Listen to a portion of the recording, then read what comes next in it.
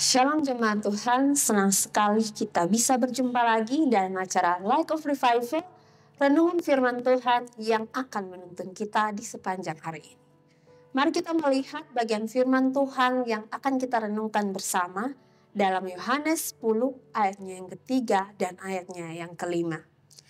Untuk dia, penjaga membuka pintu dan domba-domba mendengarkan suaranya.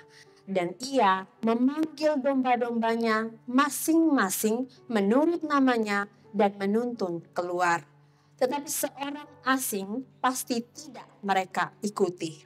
Malah mereka lari daripadanya karena suara orang-orang asing tidak mereka kenal. Gembala yang baik atau orang asing. Di perikop sebelumnya, Rasul Yohanes membahas panjang lebar tentang orang yang buta sejak lahirnya. Yang di dalamnya juga ada banyak pertanyaan yang muncul, mulai dari murid-murid Tuhan Yesus yang bertanya kepada Tuhan Yesus sendiri sebagai guru mereka. Lalu diikuti juga dengan pertanyaan-pertanyaan lain dari tetangga dan orang-orang yang mengenal si buta ini, tentang bagaimana dia sampai bisa melihat. Tapi mari kita melihat perikop di mana ayat yang akan kita renungkan bersama. Tuhan Yesus melanjutkan dengan membahas tentang gembala yang baik. Seperti apakah gembala yang baik yang digambarkan oleh Tuhan Yesus? Apa maksud dari domba yang mengenal suara gembala baik? Mari sama-sama kita renungkan.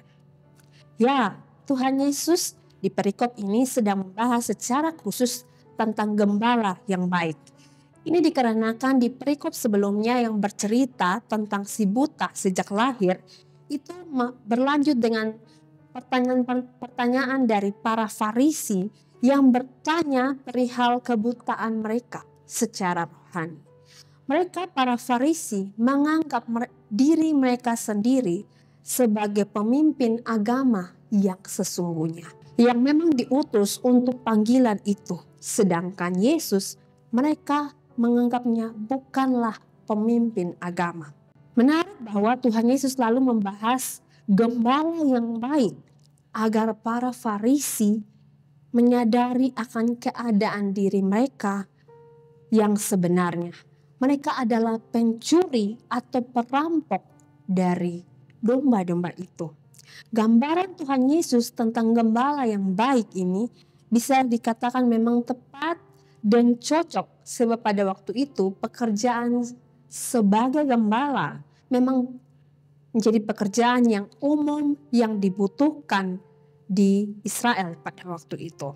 Gembala pun memiliki tugas yang sangat penting, karena kita tahu bersama bahwa domba adalah hewan yang sangat bergantung dengan kehadiran dari seorang gembala.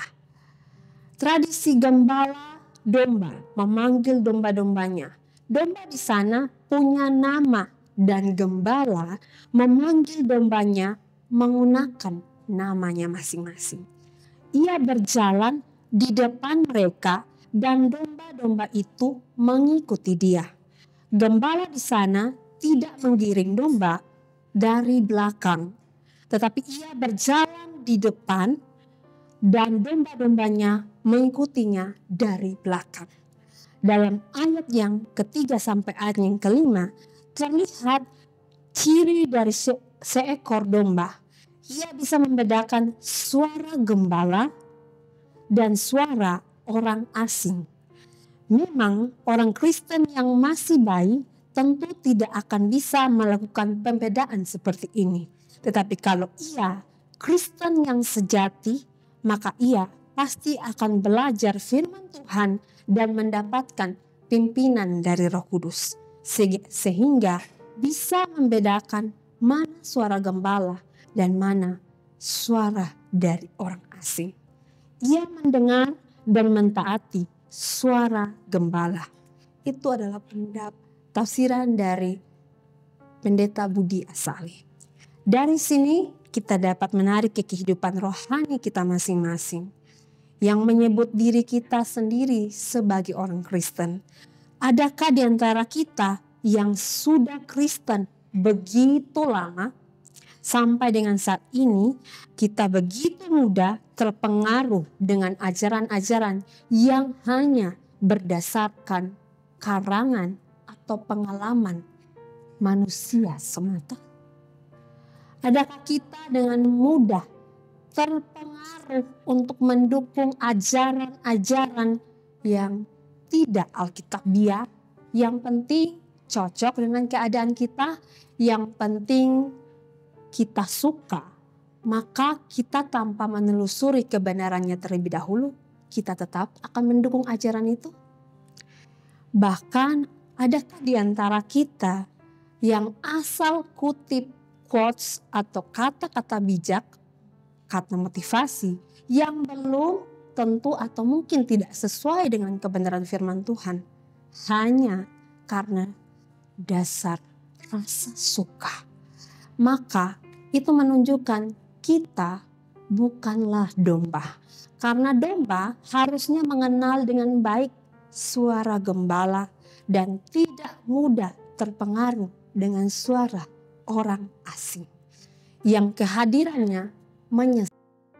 Mari sama-sama merenungkan firman Tuhan ini dan mengoreksi kehidupan kerohanian kita masing-masing.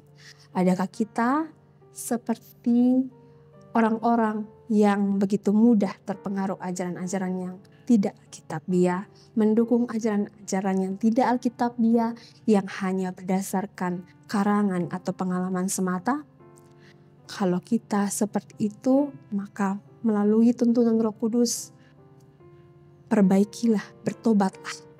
Tapi bersyukurlah jika kita adalah domba yang sesungguhnya, yang mengenal suara gembala dan tidak akan mengikuti suara orang asing.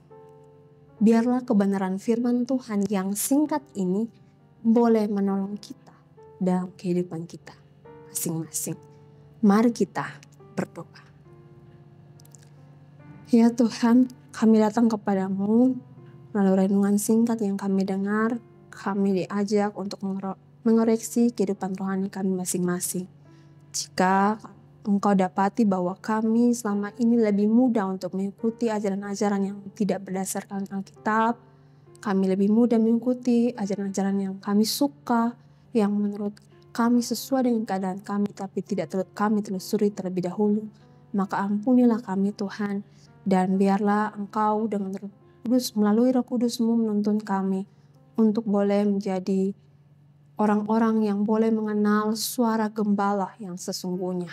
Dan biarlah melaluinya kami pun bertumbuh dan boleh membawa orang-orang untuk mengenal Engkau lebih dalam.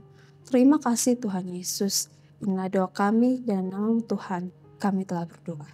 Amin. Jemaat Tuhan, mari jadikan firman Tuhan sebagai terang dan pelita dalam kehidupan kita. Tuhan Yesus memberkati kita.